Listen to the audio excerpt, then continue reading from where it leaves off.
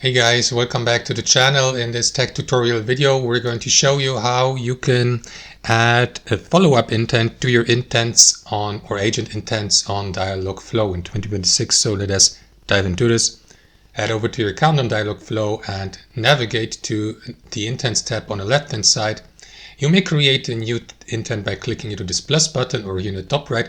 However, guys, if you have already created intents like I have done for this example account here, you will be given the opportunity to add also follow-up intents that will be listed under the given main or parent intent here. So what you want to do is hover your mouse over that intent, click into this button, add follow-up, and select your option like cancel, yes, no, later, and so on and so forth.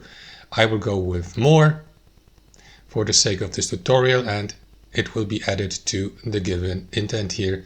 And each follow-up intent can be customized like main or parent intents by clicking into them.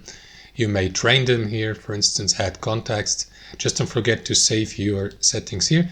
So the customization works basically the same way as for example,